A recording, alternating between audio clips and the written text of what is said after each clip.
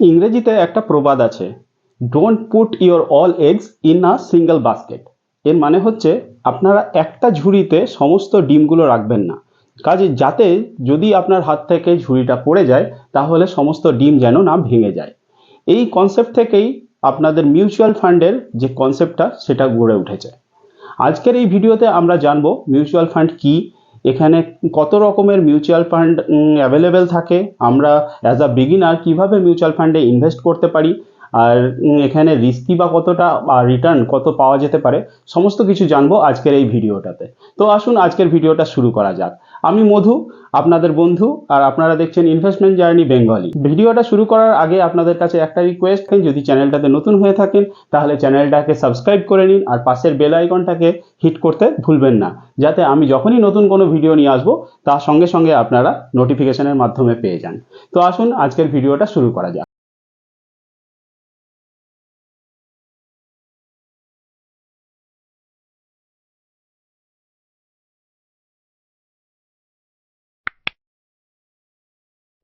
ফার্স্টেই জেনে নিই মিউচুয়াল ফান্ড কি আর কত ধরনের মিউচুয়াল ফান্ড আছে অ্যাভেলেবেল, কিভাবেই বা মিউচুয়াল ফান্ডগুলো কাজ করে। তো মিউচুয়াল ফান্ড কিভাবে কাজ করে সেটা জানার আগে আমাদের জানা উচিত মিউচুয়াল ফান্ড কি। What is mutual fund? এই মিউচুয়াল ফান্ড কথাটার মধ্যেই দুটো ওয়ার্ড আছে, একটা হচ্ছে মিউচুয়াল, একটা হচ্ছে ফান্ড।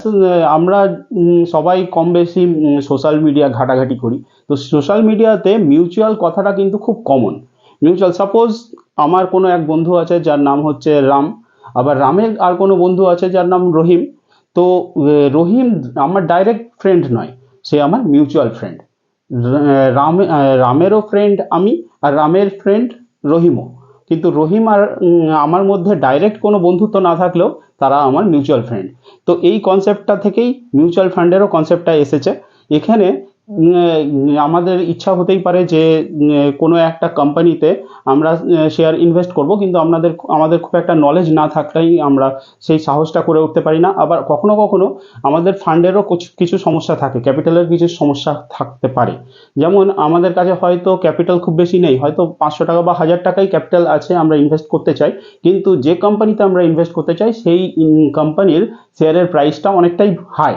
সাপোজ আমি একটা কোম্পানিতে ইনভেস্ট করতে চাই যার শেয়ারের প্রাইস 5000 টাকা, অথচ আমার কাছে আছে 500 টাকা। তো সেক্ষেত্রে আমরা কিভাবে ইনভেস্ট করব? এই ধরনের আমার মতোই বহু মানুষ আছে যারা ইনভেস্ট করতে চায় বড় বড় কোম্পানিতে, কিন্তু তাদের সেই নলেজটাও প্রথমত থাকে না, আবার দ্বিতীয়ত তাদের কাছে সেই পরিমাণ টাকাও হয়তো নাও থাকতে পারে। তো এই সমস্যার সমাধানের জন্যই বেশ কিছু অ্যাসেট ম্যানেজমেন্ট কোম্পানি বা এএমসি গড়ে উঠেছে আমাদের দেশে, যারা কিনা করছে কি একটা ফান্ড তৈরি করছে। সেখান থেকে তারা বলছে যে আপনাদের যারা যারা ইনভেস্ট করতে চান তারা এই ফান্ডে টাকাটা রাখুন, আমরা আপনাদের হয়ে ইনভেস্ট করব। সাপোজ আমি 500 টাকা দিলাম কোনো একটা কোম্পানি, 500 টাকা জমা করলাম, আরও কেউ অমনি আমার মতোই আরও 50 জন 500 টাকা করে বা 100 জন সেই 500 টাকা করে করে ইনভেস্ট করতে চাইলো কোনো একটা এএমসি কোম্পানিতে। তো কোম্পানি 100 জনের কাছ থেকে সেই 500 টাকা করে নিল। 500 টাকা করে নেওয়ার ফলে তাদের কোম্পানির কাছে চলে এলো 50,000 টাকা। 50,000 টাকা চলে এলো। তো সেই 50,000 টাকা নিয়ে পরে কোম্পানি যে শেয়ারটা আমরা কিনতে চাইছিলাম, 5,000 টাকার শেয়ার আমরা কিনতে পারছিলাম না আমাদের কাছে যেহেতু ক্যাপিটাল কম ছিল, সেই অ্যাসেট ম্যানেজমেন্ট কোম্পানি একজন ফান্ড ম্যানেজার অ্যাপয়েন্ট করে। সেই ফান্ড ম্যানেজার কি করবে, সেই 50,000 টাকাটা নিয়ে পরে ওই কোম্পানিগুলোতে ইনভেস্ট করবে। তো যে কোম্পানিটা 5,000 টাকা শেয়ারের দাম, সেই 50,000 টাকায় তারা 10টা শেয়ার কিনে নিতে পারবে সেই আমাদের হয়ে। তো 10টা শেয়ার কিনে কি করবে, আমরা যে 100 জন যে ইনভেস্ট করেছিলাম তাদের প্রত্যেককে একটা করে ইউনিট দিয়ে দেবে। তো এই যে 10টা শেয়ারের প্রত্যেকটা 10টা শেয়ারকে ওরা 100-এ কনভার্ট করে দেবে। আর এক একটা ইউনিট এক একজন যারা ইনভেস্টার তাদেরকে মধ্যে ডিস্ট্রিবিউট করে দেওয়া হবে। তো যখন সেই কোম্পানির গ্রোথ হবে বা শেয়ারের প্রাইস বাড়বে, তো যারা যারা সেই ইউনিটটা যত তাদের ইউনিট ছিল সেই অনুপাতে তাদেরও গ্রোথ হতে থাকবে। এইভাবেই মিউচুয়াল ফান্ড কাজ করে।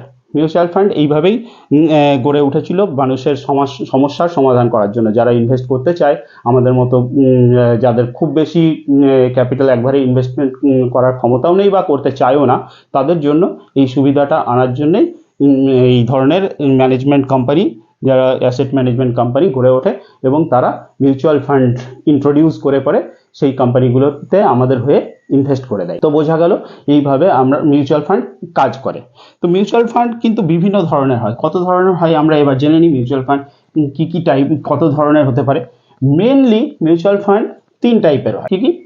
একটা হচ্ছে ইকুইটি মিউচুয়াল ফান্ড, দ্বিতীয় হচ্ছে ডেট, আর থার্ড হচ্ছে হাইব্রিড। ইকুইটি নামটা দেখলেই বোঝা যাচ্ছে ইকুইটি, যেখানে ইকুইটি বা শেয়ারে ইনভেস্ট হচ্ছে, ডাইরেক্ট স্টক মার্কেটে যখন ইনভেস্ট হচ্ছে, যে আমরা যে ফান্ডটা যেটা ইনভেস্ট, যে টাকাটা দিচ্ছি অ্যাসেট ম্যানেজমেন্ট কোম্পানিকে, ম্যানেজার তিনি আপনাদের ওই টাকাটা কোনো না কোনো শেয়ার মার্কেটে ইনভেস্ট করে, তখন সেটা হচ্ছে ইকুইটি মিউচুয়াল ফান্ড। আবার এই ইকুইটি মিউচুয়াল ফান্ডে বিভিন্ন ক্যাটাগরি, সাব ক্যাটাগরি আছে। যেমন হচ্ছে ডাইরেক্ট কোনোটা হয় লার্জ ক্যাপ ইকুইটি ফান্ড, কোনোটা হবে মিড ক্যাপ মিউচুয়াল ফান্ড, কোনোটা হতে পারে স্মল ক্যাপ মিউচুয়াল ফান্ড, আবার কোনোটা ইন্ডেক্স মিউচুয়াল ফান্ডও হতে পারে, ফ্লেক্সি মিউচুয়াল ফান্ড। এই ধরনের প্রচুর মিউচুয়াল ফান্ড আছে ইকুইটি শেয়ার, যারা শেয়ার মার্কেটে ইনভেস্ট করছে যেটা। তো এক হলো ইকুইটি। নেক্সট হচ্ছে ডেট কথাটার মধ্যেই বোঝা যাচ্ছে যেখানে আপনার থাকছে, হতে পারে গোল্ড, বা গোল্ডের মধ্যে, বা আপনার রিয়েল স্টেটেও ইনভেস্ট হতে পারে, আবার গভর্নমেন্ট বন্ড বা পাবলিক বন্ডেও ইনভেস্ট হতে পারে। সেই সব জায়গাতে যখন ইনভেস্ট করা হয় কোনো একটা মিউচুয়াল ফান্ডের থ্রু দিয়ে, তখন সেটা হচ্ছে ডেট মিউচুয়াল ফান্ড। আর হাইব্রিড হচ্ছে এই দুটো, ইকুইটি আর ডেট, এই দুটো মিউচুয়াল ফান্ডের সমন্বয়ে গঠন করা হয়। এখানে দুটোরই কিছু কিছু পোর্শন রাখা হয়। সাপোজ 50% 50-50 হতে পারে, 25-75 হতে পারে। এটা বিভিন্ন ফান্ড ম্যানেজার যারা থাকেন তারা ডিসাইড করেন কিভাবে তারা ইনভেস্ট করবেন। তো এই ধরনের আমরা মেনলি তিন ধরনের মিউচুয়াল ফান্ড আমরা দেখতে পাই এতে। এদের সাব ক্যাটাগরি তো আছেই, আমি যেটা বললাম। তাছাড়া মেনলি এটা হচ্ছে। এবার আসি, আপনি চাইলে পরে কিভাবে এখানে ইনভেস্ট করতে পারবেন। মিউচুয়াল ফান্ডে ইনভেস্ট করার জন্য আপনার কি করতে হবে, আপনাকে কি করতে হবে। এখন দেখুন, অনলাইনের যুগে, ইন্টারনেটের যুগে ইনভেস্টমেন্ট খুবই সহজ হয়ে গেছে। মিউচুয়াল ফান্ডে যদি আপনি ইনভেস্ট করতে চান, তাহলে পরে আপনাকে খুব সহজেই আপনাদের মোবাইল বা ল্যাপটপ যে কোনো জায়গা থেকে আপনি যদি কয়েকটা বেশ কিছু পপুলার ইনভেস্টমেন্ট অ্যাপ আছে, সেখানে সাইন আপ করে আপনাদের কেওয়াইসি আপডেট করে নিয়ে আপনারা ইনভেস্টমেন্ট শুরু করে দিতে পারেন। যেমন আমি উদাহরণ হিসাবে বলতেই পারি, জিরোধা আছে, গ্রো আছে, এঞ্জেল ওয়ান, এই ধরনের। তাছাড়া 5 পয়সা, পেটিএম মানি, এই ধরনের প্রচুর এএমসি কোম্পানি, প্রচুর অ্যাপস আছে যারা বিভিন্ন কোম্পানিতে, বিভিন্ন এএমসি কোম্পানিতে ইনভেস্ট করার আপনাদের সুযোগ করে দেয়। তো সেখানে শুধুমাত্র আপনাকে সাইন আপ করতে হবে আপনার ইমেল অ্যাড্রেস আর মোবাইল নাম্বার দিয়ে, আর যেখানে প্যান কার্ড, আধার কার্ডের ডিটেলস দিয়ে পরে, আর ব্যাংকের ডিটেলস দিয়ে পরে আপনারা একটা সিম্পল কেওয়াইসি আপডেটেশনের মাধ্যমে আপনার অ্যাকাউন্ট ওপেন করে নিতে পারেন। আর সেখান থেকে প্রত্যেক মাসে আপনি 500 টাকা থেকেও শুরু করতে পারেন আপনাদের মিউচুয়াল ফান্ডে ইনভেস্টমেন্টের জার্নি। তো ফার্স্টে আপনাকে প্রথমে এই গ্রো, বা যেতে আমি তো নিজে গ্রোতেই ইনভেস্ট করে থাকি। আপনাদেরকে আমি ডিসক্রিপশানে লিঙ্কও দিয়ে দেবো, সেখান থেকে চাইলে পরে আপনারা আপনাদের অ্যাকাউন্ট খুলে পরে সেখান থেকেও আপনারা ইনভেস্টমেন্ট শুরু করতে পারেন। তো ইনভেস্টমেন্ট করার, এখানে মিউচুয়াল ফান্ডে ইনভেস্টমেন্ট করার দুটো পদ্ধতি আছে। একটা হচ্ছে এসআইপি, আর সেকেন্ড হচ্ছে লামসাম। এসআইপি কথার অর্থ হচ্ছে সিস্টেমেটিক ইনভেস্টমেন্ট প্ল্যান। ঠিক আপনারা যারা পোস্ট অফিসে বা ব্যাংকে রেকারিং এর কথা তো শুনেইছেন, ব্যাংক বা পোস্ট অফিসে যেভাবে রেকারিং করা হয়, ঠিক একটা নির্দিষ্ট অ্যামাউন্ট, সেই রকমভাবেই আপনারা মিউচুয়াল ফান্ডেও রেকারিং ইনভেস্টমেন্টের মাধ্যমে ইনভেস্টমেন্ট শুরু করতে পারেন। এখানে আপনি আপনার ব্যাংকে ইনস্ট্রাকশন দিয়ে রাখতে পারেন যে প্রত্যেক মাসের একটা নির্দিষ্ট দিনে, সাপোজ আপনি প্রত্যেক মাসের 5 তারিখে আপনার একটা ইনভেস্টমেন্ট করতে চান মিউচুয়াল ফান্ডে। তো সেক্ষেত্রে আপনাকে ওই অ্যাপসের থ্রু দিয়েই, জিরোধা বা গ্রো, যে অ্যাপসের মাধ্যমে আপনি করতে চাইছেন, সেই অ্যাপসের সাথে সেই ব্যাংকের লিঙ্ক করে দিয়ে ব্যাংকে আপনি একটা ইনস্ট্রাকশন দিয়ে রাখতে পারেন যে প্রত্যেক মাসের 5 তারিখে আপনার অ্যাকাউন্ট থেকে যেন 500 টাকা করে সেই মিউচুয়াল ফান্ডে ইনভেস্ট হতে থাকে। তো আপনাকে আর কিচ্ছু করতে হবে না। সেখানে আপনার প্রত্যেক মাসে ওই নির্দিষ্ট দিনে 500 টাকা করে আপনার ব্যাংক অ্যাকাউন্ট থেকে উইথড্র হয়ে মিউচুয়াল ফান্ডে জমা হতে থাকবে। এইভাবে আপনি যত দিনের জন্য চাইবেন তত দিনের জন্য এটা করতে পারেন। তো আমি সবসময় সাজেস্ট করব, মিউচুয়াল ফান্ডে ইনভেস্ট করলে পরে একটু লং টার্মের জন্য করুন, তবেই আপনারা রিটার্নটা এখানে ভালো পেতে পারেন। মিনিমাম 5 বছরের ওপরেই ইনভেস্টমেন্টটা করবেন, তাহলে পরে ভালো রিটার্ন পাওয়া যেতে পারে। আর অপরদিকে লামসাম ইনভেস্টমেন্ট হচ্ছে জাস্ট ফিক্সড ডিপোজিটের মতো একটা মোটা অঙ্ক যখন আপনাদের কাছে থাকছে, যখন সাপোজ আপনার কাছে 50,000 বা 1 লাখ টাকা আছে, তখন আপনারা একটা টাইম একবারে যদি আপনারা ইনভেস্ট করতে চান তাহলে পরে সেখানে ইনভেস্ট করতে পারেন, সেটাই হচ্ছে লামসাম। এই দুটো ক্ষেত্রেই কিছু বেনিফিট কিছু ডিসঅ্যাডভান্টেজ আছে, সেগুলো নিয়ে আমি পরে আপনাদের ডিসকাস করব অন্য কোনো ভিডিওতে, কোনটা বেটার লামসাম না এসআইপি কোনটা বেটার, এই নিয়ে পরে আমি অন্য কোনো ভিডিওতে আবার পরে ডিসকাস করব। তো আপনারা এখন বুঝতে পারলেন যে দুভাবে আমরা মিউচুয়াল ফান্ডে ইনভেস্ট করতে পারি, একটা হচ্ছে এসআইপি বা সিস্টেমেটিক ইনভেস্টমেন্ট প্ল্যান, আর একটা হচ্ছে লামসাম। নেক্সট আসি, এখানে রিটার্ন কেমন পাওয়া যেতে পারে বা এখানে রিস্কি বা কেমন। দেখুন, এটা ডিপেন্ড করছে পুরোটাই আপনি কি ফান্ড চুজ করছেন তার উপরে। আমি আগেই বলেছি যে এখানে 3 ধরনের মিউচুয়াল ফান্ড হয়, একটা হচ্ছে ইকুইটি ফান্ড, একটা ডেট ফান্ড, আর একটা হাইব্রিড ফান্ড। ইকুইটি ফান্ডে সবসময় আপনার রিস্ক একটু বেশি থাকে, কিন্তু সেখানে রিওয়ার্ডও কিন্তু বেশি, অর্থাৎ রিটার্নের সম্ভাবনাও কিন্তু অনেকটাই বেশি। তেমনি ডেট ফান্ডে রিটার্নের সম্ভাবনাও যেমন কম, তেমনি রিস্কও কিন্তু কম থাকে এখানে। আর হাইব্রিড ফান্ড যেটা আছে, হাইব্রিড ফান্ড হচ্ছে দুটোর সংমিশ্রণ, তাহলে পরে সেখানে মডারেট দুটোই আপনার মিডিয়াম থাকবে। যেমন আপনার ওখানে আপনি যে রিটার্নটা পাবেন সেটাও যেমন মিডিয়াম থাকবে, তেমনি ওখানে সেক্ষেত্রে আপনার ইনভেস্টমেন্টের যে রিস্ক সেটাও কিন্তু অনেকটা মিডিয়াম থাকবে, খুব বেশি যে হাই রিস্ক তেমনও নয়, আবার একেবারে রিস্ক নেই তেমনও নয়। শেয়ার মার্কেটে যখনই ইনভেস্টমেন্ট হচ্ছে তখন রিস্ক কিন্তু কিছুটা থাকেই, তবে লং টার্মের জন্য যদি ইনভেস্ট করেন তাহলে কিন্তু রিস্ক নেই বললেই চলে। আর এই ইকুইটি ফান্ডের মধ্যেও আবার বিভিন্ন সাব ক্যাটাগরিগুলো আছে। যদি আপনি লার্জ ক্যাপে ইনভেস্ট করেন, লার্জ ক্যাপ ইকুইটি ফান্ডে ইনভেস্ট করেন, তাহলে সেখানে কিন্তু আপনার যেমন লার্জ ক্যাপে বেসিক্যালি কি থাকে, বড় বড় কোম্পানি যেগুলো অনেকটা বড় হয়ে গেছে, অনেক মার্কেট ক্যাপ যাদের, সেই সব কোম্পানিগুলোতে রিস্ক কিন্তু কম, অনেকটাই কম। সেখানে গ্রোথও কম্পারেটিভলি কিছুটা কম থাকে, কারণ অনেকটা বেড়ে গেছে, অলরেডি তারা বেড়ে গেছে, সেক্ষেত্রে তাদের গ্রোথটা একটু কমেই যায়। সেই সব কোম্পানিতে যদি আপনারা ইনভেস্ট করেন তাহলে পরে আপনাদের যেখানে রিস্কও কম থাকবে, সেখানে রিওয়ার্ডটাও একটু কম থাকবে। তেমনি যদি আপনারা মিড ক্যাপে ইনভেস্ট করেন, মিড ক্যাপ মিউচুয়াল ফান্ডে ইনভেস্ট করেন, তাহলে পরে সেক্ষেত্রে আপনাদের কম্পারেটিভলি একটু রিস্কও বেড়ে যাবে।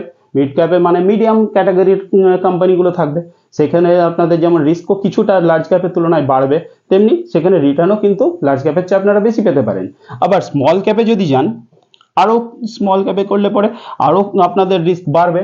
সেক্ষেত্রে আরও ছোট ছোট কোম্পানি, কোনো একটা কোম্পানি হয়তো বন্ধও হয়ে যেতে পারে, পরে ব্যাংক্রাফট হয়ে যেতে পারে, কিন্তু আবার যাদের গ্রোথ, ছোট ছোট কোম্পানিতে গ্রোথটাও কিন্তু হাই থাকে, সেক্ষেত্রে আপনাদের রিস্কও যেমন বেশি, তেমনি আপনাদের অপরচুনিটিটাও অনেক বেশি থাকবে।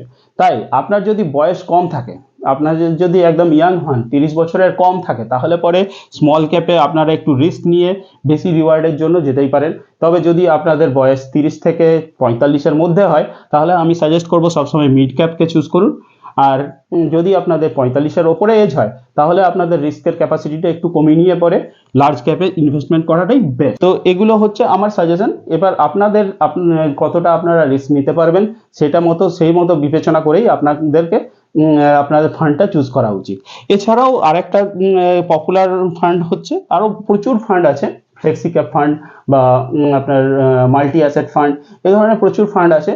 তারপরে তাছাড়া আরেকটা ফান্ড যেটা হচ্ছে আপনার ইন্ডেক্স ফান্ড হচ্ছে অনেকটাই সিকিওর, সেক্ষেত্রে আপনার গ্রোথটাও একটু কম্পারেটিভলি একটু কমই থাকে। মার্কেট যেভাবে গ্রো করবে সেইভাবে আপনার পয়সাও গ্রো করবে, আপনার ইনভেস্টমেন্টও সেইভাবে গ্রো করবে। এখানে কোনো ফান্ড ম্যানেজার ডাইরেক্ট এখানে কোনো শেয়ারে ইনভেস্ট করে না। এখানে যে আপনি মার্কেট মানে আপনি এনএসসি বা বিএসসি যে ইন্ডেক্সে আপনি করতে চান, সেখানে অনেকগুলো ইন্ডেক্স থাকে, যেমন নিফটিতে টপ 50 যে কোম্পানিগুলো থাকে সেখানে আপনি ইনভেস্ট করতে পারেন। সেটা হচ্ছে নিফটি 50 ইন্ডেক্স ফান্ড, সেখানে লার্জ ক্যাপগুলোই বেসিক্যালি থাকে। এক্ষেত্রে আপনাদের ওই নিফটি 50 যেমনভাবে গ্রো করবে সেইভাবেই হবে, তেমনি ব্যাংক নিফটি হয়, তেমনি স্মল ক্যাপ নিফটি হয়, নেক্সট 50 ইন্ডেক্স ফান্ড হতে পারে। এই ধরনের প্রচুর ইন্ডেক্স ফান্ডও আছে, যেসব ফান্ডেও আপনারা ইনভেস্ট করতে পারেন। এইসব ইন্ডেক্স ফান্ডে যদি আপনি ইনভেস্ট করেন, সেক্ষেত্রে রিস্কও কম্পারেটিভলি কম থাকে, আর গ্রোথটাও ডাইরেক্ট ইকুইটি ফান্ডের তুলনায় কিছুটা কম হয়। তো এই ধরনের আপনাদের প্রচুর ইনভেস্টমেন্ট আপনাদের অপশান আছে, প্রচুর ফান্ড অ্যাভেলেবেল আছে মার্কেটে। আপনারা সেটা কিভাবে চুজ করতে পারেন সেটা আপনাদের রিস্ক অনুযায়ী আপনারা বাছাই করতে পারেন। আমি এই সব প্রত্যেকটা ফান্ড নিয়ে অন্য কোনো ভিডিওতে আরও ডিসকাস করব। তো আজকের এই ভিডিওটা যদি আপনাদের ভালো লেগে থাকে তো আপনাদেরকে অনুরোধ করব যেন ভিডিওটাকে একটা লাইক করে দেন, আর শেয়ার করে আপনাদের বন্ধু ও রিলেটিভদেরকে শেয়ার করে আরও দেখার সুযোগ করে দেন, তাহলে খুবই উপকার হয় আমার। তা এখানেই আজকের মতো ভিডিওটাকে শেষ করছি, আবার দেখা হবে পরের ভিডিওতে। নমস্কার।